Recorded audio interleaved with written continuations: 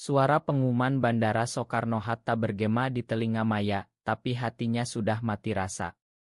"Penumpang penerbangan ke New York, silakan naik pesawat," kata suara itu, tapi petugas imigrasi di depannya menggelengkan kepala dengan tatapan penuh penghakiman. Nona, tapi kami tidak bisa izinkan Anda naik. Identitas Anda tidak sesuai dengan norma kami." Maya terpaku, tangannya gemetar memegang paspor. Bagaimana bisa? Hanya karena dia berpakaian tomboy dan memiliki foto bersama pacarnya di ponsel yang mereka periksa secara acak. Rasa malu dan marah membara di dadanya, tapi dia tahu ini bukan pertama kalinya masyarakat Indonesia menolak keberadaannya sebagai seorang lesbian. Maya, gadis berusia 20 tahun dari Jakarta, selalu merasa seperti orang asing di negerinya sendiri. Sejak kecil, dia tahu ada yang berbeda.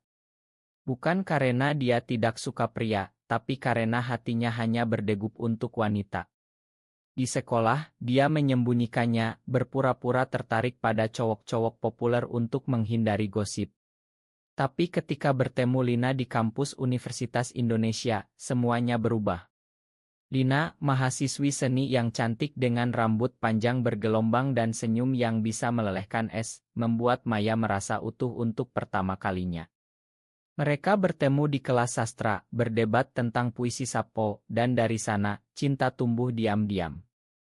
Tapi rahasia itu tak bertahan lama. Keluarga Maya, keluarga konserati dengan ayah yang seorang pengusaha sukses dan ibu yang bekerja di pemerintahan, mulai curiga.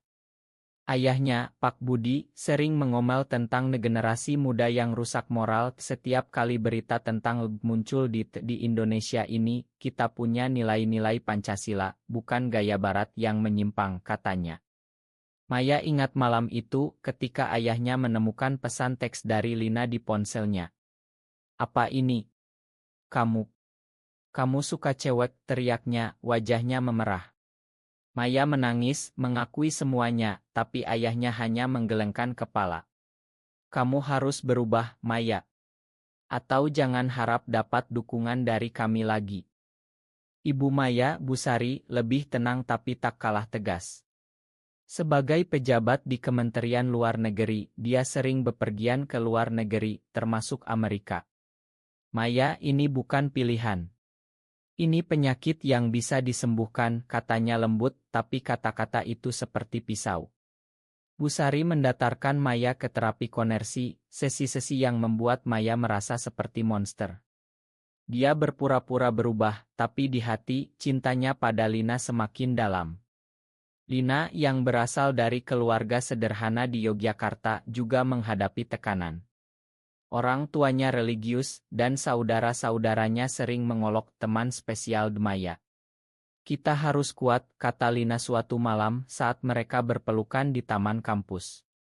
"Suatu hari kita akan bebas." Maya memutuskan untuk pergi. Dia mendapat beasiswa ke universitas di New York, tempat di mana lebih diterima. Ini kesempatan untuk memulai baru, mungkin membawa Lina nanti. Tapi sekarang di bandara, mimpi itu runtuh. Petugas imigrasi, seorang pria paruh baya dengan seragam rapi, menatapnya dingin. "Kami mendapat laporan dari keluarga Anda. Mereka bilang Anda punya masalah mental. Kami tidak bisa biarkan orang seperti Anda pergi begitu saja." Maya terkejut. Keluarga? Ayahnya? Atau ibu? Air mata mengalir di pipinya. "Ini diskriminasi," protesnya, tapi petugas hanya tersenyum sinis. "Ini Indonesia, Nona. Norma kami beda." Kerumunan mulai memperhatikan. Beberapa orang bisik-bisik, "Cewek tomboy, pasti lesbi." Maya merasa dunia runtuh. Dia menelepon Lina, suaranya gemetar. Aku ditolak." Lina di ujung telepon terdengar panik. "Tunggu aku ke sana." Tapi bandara jauh, dan waktu penerbangan sudah dekat. Maya duduk di kursi tunggu, pikirannya berputar. Mengapa harus seperti ini?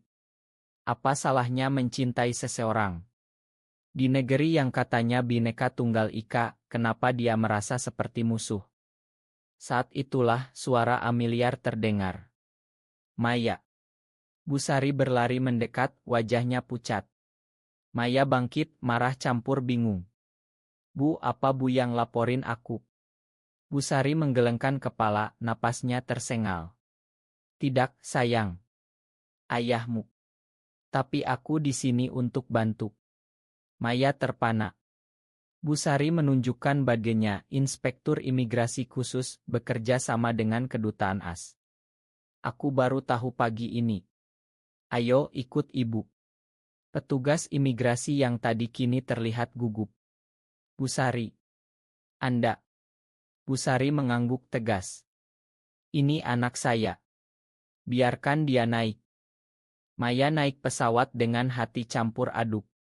Kebebasan di depan tapi pengkhianatan ayahnya seperti luka baru. Di kursi pesawat, dia memandang jendela, memikirkan Lina yang tertinggal. Apa ini akhir atau awal? Pesawat mendarat di Airport, New York, dan Maya melangkah keluar dengan napas lega. Udara dingin menyambutnya, berbeda dengan panas Jakarta.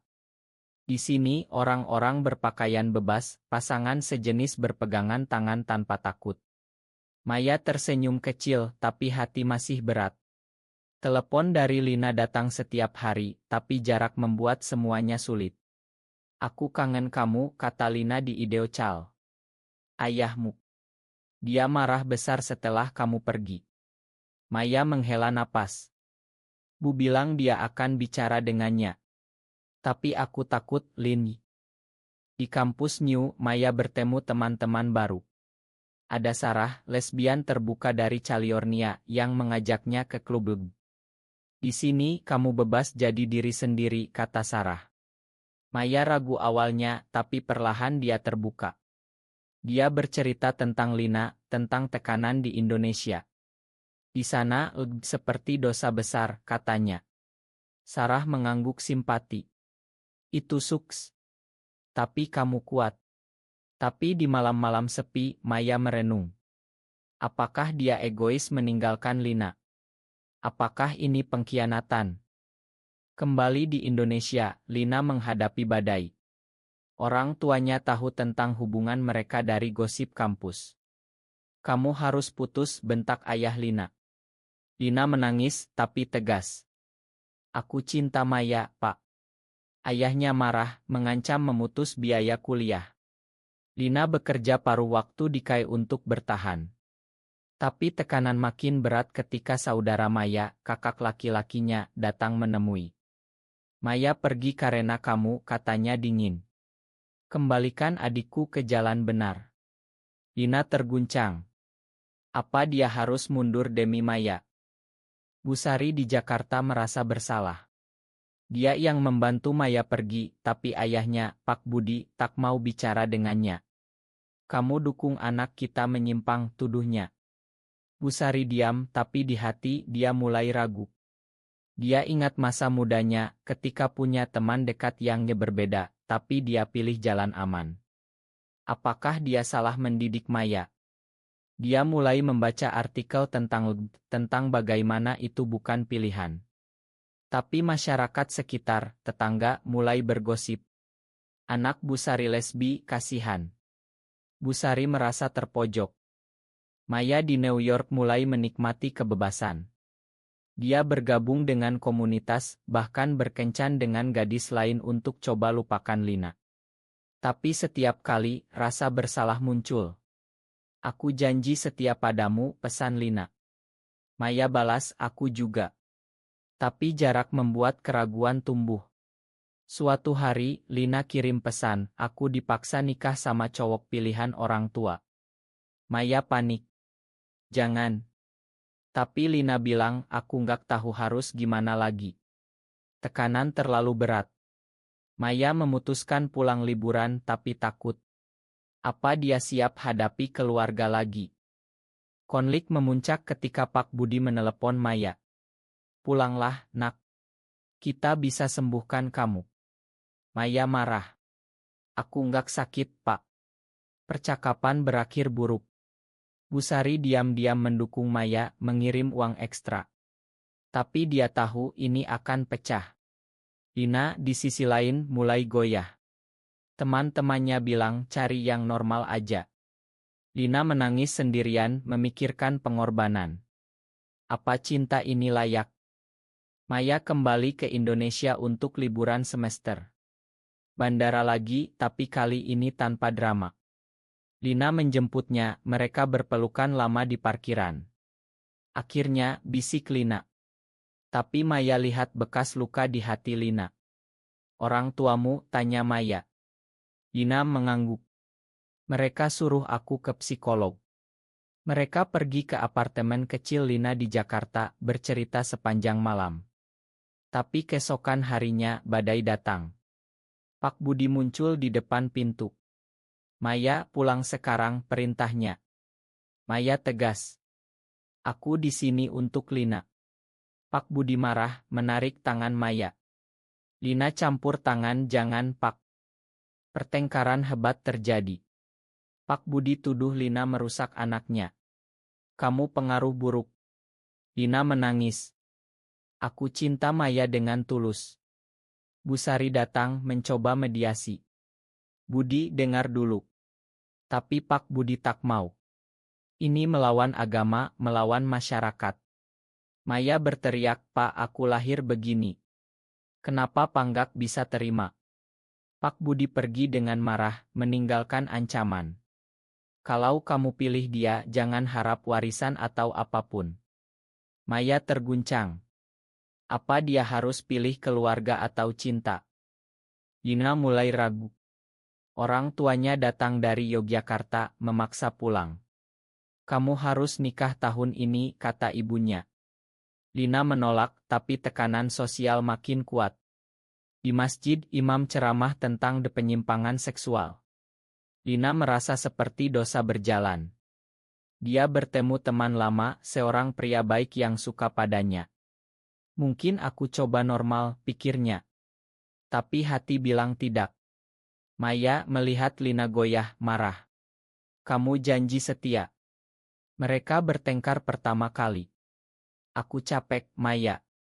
Kamu di sana bebas, aku di sini sendirian hadapi semua. Bu Sari mulai berubah. Dia bertemu aktis di acara diplomatik. Anak saya lesbian, katanya pelan. Aktis itu bilang itu normal. Dukung dia. Bu Sari pulang bicara dengan Pak Budi. Kita salah, Budi. Maya bahagia dengan Lina. Pak Budi marah. Kamu gila. Apa kata tetangga? Bu Sari tegas. Kata hati lebih penting. Tapi Pak Budi hubungi polisi, laporkan penyimpangan moral. Maya dan Lina ketakutan. Kita harus lari, kata Maya. Tapi kemana? Caotro datang ketika Lina dipaksa bertunangan. Maya datang ke acara itu menyusup. Lina, jangan. Lina terpana, keluarga marah. Keributan terjadi, polisi datang. Maya ditahan sementara. Di kantor polisi, Bu Sari muncul lagi sebagai inspektur. Ini anak saya. Lepaskan. Maya bebas, tapi luka dalam. Lina putus tunangan tapi orang tuanya usir dia. Lina tinggal dengan Maya tapi hubungan retak. Aku korbanin semua untuk kamu, kata Lina pahit. Maya diam, rasa bersalah menyelimuti. Maya dan Lina tinggal bersama di apartemen kecil, tapi ketegangan meningkat. Uang habis, pekerjaan sulit karena gosip. Maya putuskan kembali ke New York, ajak Lina. Kita bisa mulai baru di sana. Lina ragu. Aku takut, Maya. Keluargaku. Tapi dia setuju. Mereka urus Isa, tapi proses rumit. Pak Budi blokir, gunakan koneksi. Aku nggak ingin kamu bawa Lina, katanya ke Maya. Maya marah, tapi Bu Sari bantu diam-diam, pergilah, sayang. Ibu dukung. Tapi pengkhianatan datang dari dalam. Lina di bawah tekanan hubungi mantan tunangannya. Aku butuh bantuan, katanya. Pria itu, Andi, baik hati, tawarkan uang. Lina ketemu dia, tapi Maya salah paham. Kamu selingkuh, tuduh Maya. Lina jelaskan, tapi kepercayaan retak. Mereka bertengkar hebat. Kamu nggak paham pengorbananku, teriak Lina. Maya pergi, tinggal sendirian di hotel. Di sana, dia hubungi Sarah di New York. Aku capek, katanya. Sarah sarankan putus. Maya tergoda. Busari konfrontasi Pak Budi. Kamu hancurkan keluarga kita. Pak Budi akui, aku takut kehilangan nama baik. Mereka berpisah sementara. Busari tinggal dengan Maya dan Lina, bantu mereka. Tapi Lina sakit, stres membuatnya depresi. Maya sadar, dia egois. Ma, Lin, aku janji lebih baik.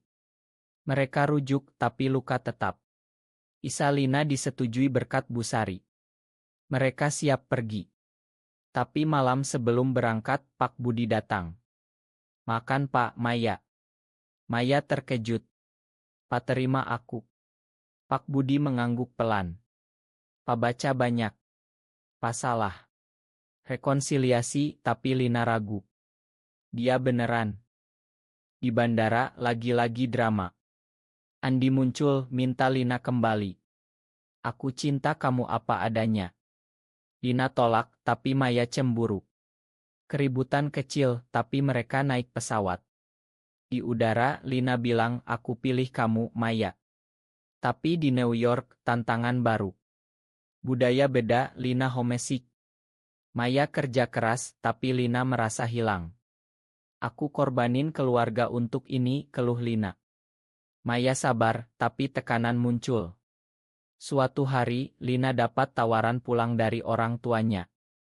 Mereka main aku kalau putus sama kamu. Lina goyah lagi. Maya marah. Pilih, Lin.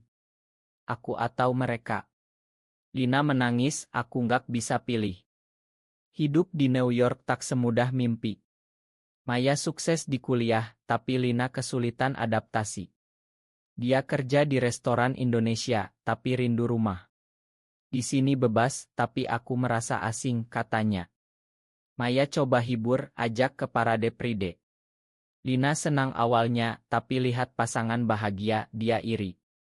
Kita pernah kayak gitu. Maya diam, konflik lama muncul lagi. Lina hubungi Andi diam-diam, hanya curhat. Maya tahu, marah besar. Kamu khianati aku. Lina balas, kamu yang tinggalin aku dulu. Mereka pisah sementara. Busari datang kunjungi. Kalian harus bicara. Dia cerita perubahannya. Ibu dulu takut masyarakat, tapi sekarang ibu bangga sama Maya. Busari bicara dengan Lina. Kamu kuat, nak. Cinta butuh pengorbanan. Lina sadar, tapi terlambat. Maya sudah putuskan pulang ke Indonesia. Aku nggak bisa jauh dari keluarga. Lina terpukul. Jadi kita berakhir. Maya menangis. Mungkin ini terbaik. Kembali di Jakarta, Maya hadapi realita. Masyarakat masih judgmental, tapi dia lebih kuat. Dia jadi aktif, bicara di seminar. Pak Budi dukung pelan-pelan. Pak bangga sama kamu. Lina di New York sendirian putuskan pulang juga. Tapi dia pilih jalan aman, nikah dengan Andi. Maya. Aku nggak sanggup. Maya hancur, tapi paham. Selamat, Lin. Busari jadi jembatan. Dia promosi, gunakan posisi untuk advokasi hak lebih. Maya lanjut hidup, temukan cinta baru, tapi luka lama tetap. Dia renung apa pengorbanan itu layak. Cinta, keluarga, masyarakat, semua punya harga.